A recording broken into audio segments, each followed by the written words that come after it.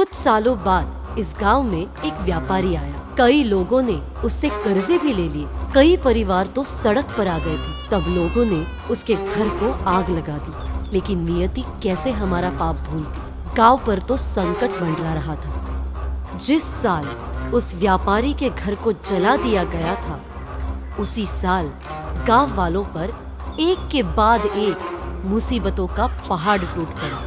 बरसात का महीना आकर चला गया, पर एक बूंद भी बारिश नहीं हुई। खड़े खेत सूख गए, सबकी फसलें बर्बाद हो गई। घरों में खाने को एक अनाज का दाना नहीं बचा था। किसी तरह लोगों ने गुजारा किया। ऐसे ही काफी वक्त गुजर गया, लेकिन खेत तो जैसे बंजर हो गए थे।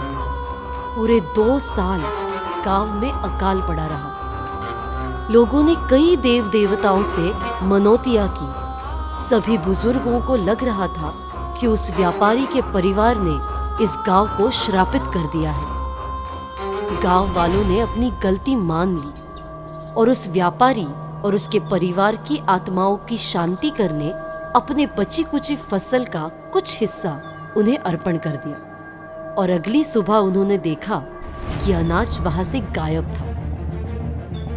कुछ ही दिनों में फसल में सुधार आने लगा। मिट्टी फिर से उपजाऊ हो गई थी। गांव वालों ने मिलकर फैसला लिया कि हर रात वो बारी बारी से अपनी फसल का एक हिस्सा वहीं रख देंगे, जिससे कि उनकी फसल भी बची रहे और वो आत्माएं भी शांत हो। जब भी कोई इस प्रथा को ठुकराता या नजरअंदाज करता, उसे उसका खामियाजा भुगतना पड़ता था।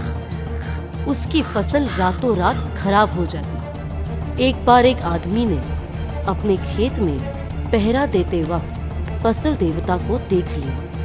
किसी तरह वो अपनी जान बचाकर वहां से भागा और सभी गांव वालों को उसके बारे में बता दिया। इतने वर्षों में कुछ ही लोग उसे देख पाए हैं, लेकिन जिसने उसे नहीं भी देखा वो भी उसे मानते हैं।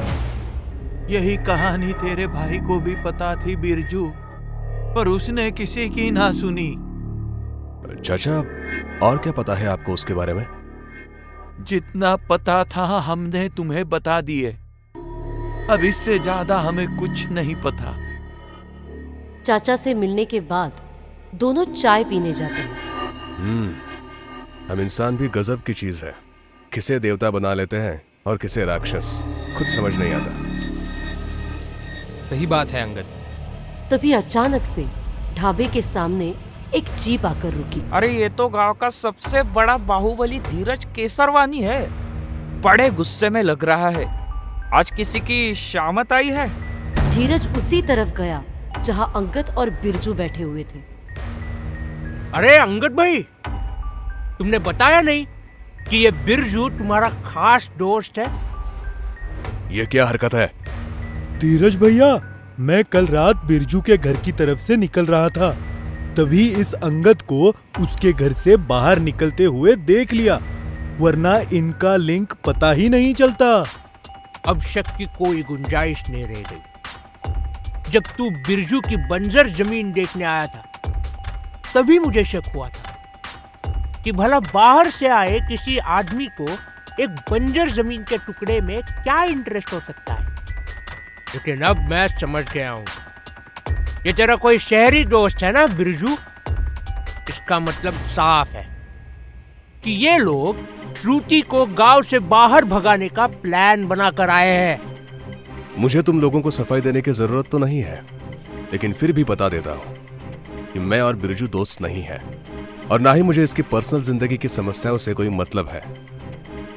मैं यहाँ अपने काम से इससे मिलने आया था। अच्छा, तू बोलेगा और हम तेरी बात मान लेंगे। कल फसल देवता को फसल अर्पण की जाती है। अगर तुम दोनों इसी वक्त खेंडा से बाहर नहीं निकले, तो फसल के साथ साथ तुम दोनों को भी देवता की भेंट चढ़ा दूंगा। मुझे पता है कि तू मुझे इस गांव से बाहर क्यों भेजना चाहता है धीरज। तेरी साजिश के बारे में मैं जान चुका हूं। कौन सी साजिश? साजिश तो तू कर रहा है। मेरी मंगेतर को भगा ले जाने की, लेकिन अब तू नहीं बचेगा। बिरजू उसके बाद रुक नहीं पाया और धीरज को कसकर एक मुक्का जड़ दिया। पर अगले ही पल धीरज और उसके लड़कों ने बिरजू को जमीन पर फेंक दिया।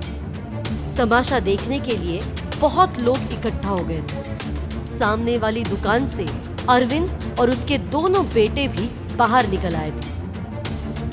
तू कहाँ जा रही है? चुपचाप यहीं खड़ी रह। मुझे जाने दीजिए पिताजी, वरना धीरज बिरजू को मार डालेगा।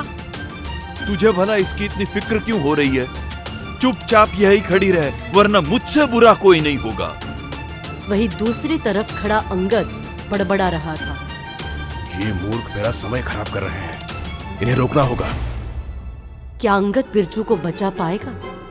जानने के लिए जरूर देखिए अगला एपिसोड और तुरंत करें चैनल को सब्सक्राइब। कहानी जारी रहेगी।